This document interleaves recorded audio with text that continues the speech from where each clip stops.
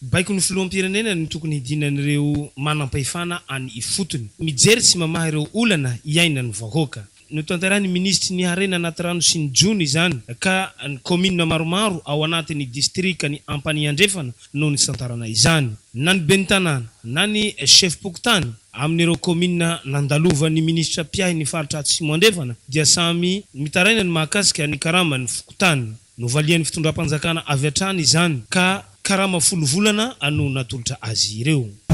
Momba tamin'ny karama moa ny chef pokotany iny dia folo vola io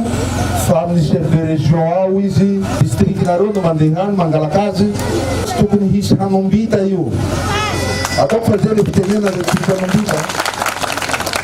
Ireo rehetra nandray fitenenana teto dia samy nisaotra ny fitondram-panjakana tamin'ny alalan'ny lehibe ny faritra Atsimo Andrefana noho ny fampiarana ny dina be ka nitondra fandriam-pahalemana aty amin'ny faritra.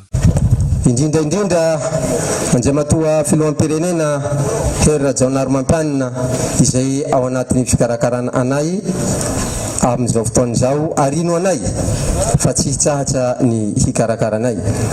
Fankahirezana sy famporisiana kosa tamin'ny alalan'ny fampitaovana azy ireo no nomeny ministry ny harena anaty rano sy ny jono ho an'ireto mpanatanteraka dina be ireto.